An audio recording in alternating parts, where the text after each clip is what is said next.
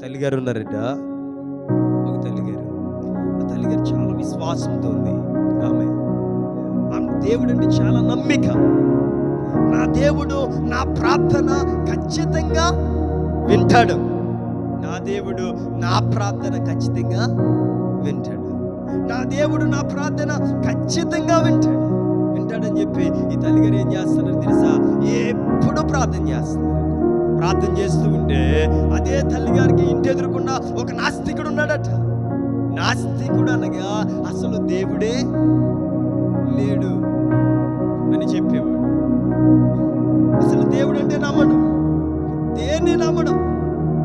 అతడు నమ్మిందే వేదం, అది అతని యొక్క జీవితం.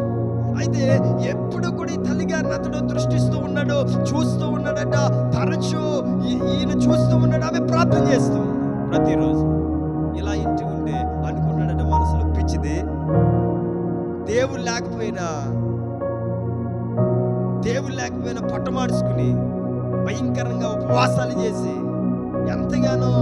ఎంతగానో సమయాన్ని వెచ్చించి రోజు ఏడ్చేస్తుంది, గుగ్గోలు పెట్టేస్తుంది, ప్రార్థన అంటుంది.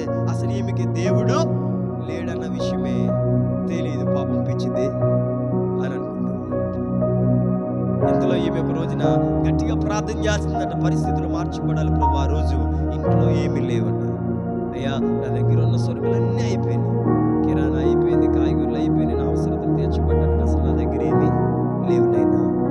అడుగుడి మీకు ఇవ్వబడినను క్రీస్తు యేసు నామ మహిమైశ్వర్యములో మీ ప్రతి అవసరత తీర్చబడినను. మీరు ప్రార్థన చేయనప్పుడు దేనినైతే నమ్ముతూ ఉన్నారో అది నిశ్చయముగా జరుగునని నమ్ముడి అన్నావు కదా. నేను ప్రార్థన చేస్తూ ఉన్నాను, నా అవసరతలన్నీ కూడా తీర్చయ్యా అని ప్రార్థన చేస్తూ ఏడుస్తూ ఉందట. ఇందులో ఈ ప్రార్థన ఎవరున్నారు? ఈ నాస్తికుడు విన్నాడు.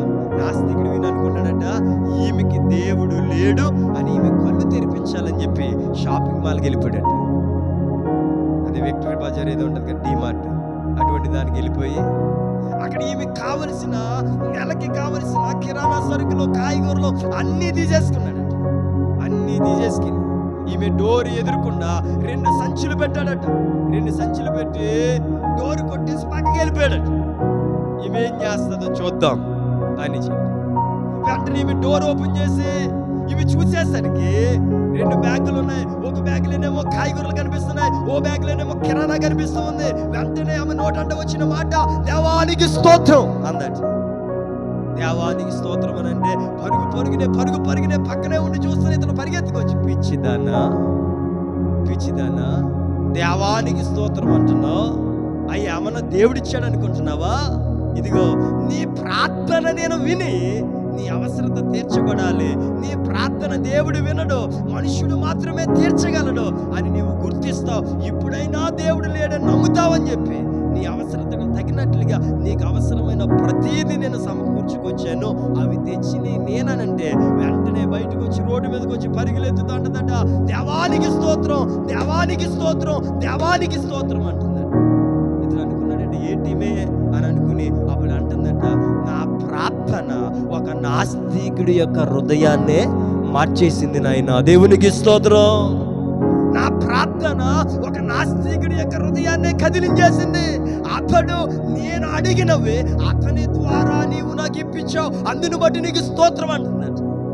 వెంటనే ఇతనికి ఏం చేయాలి అర్థం కాక ఈమె యొక్క పరిస్థితిని చూసి ఆశ్చర్యపోయి, ఈమె యొక్క విశ్వాసాన్ని చూసి ఆశ్చర్యపోయి నిజముగా దేవుడు ఉన్నాడు అని అంగీకరించాడు.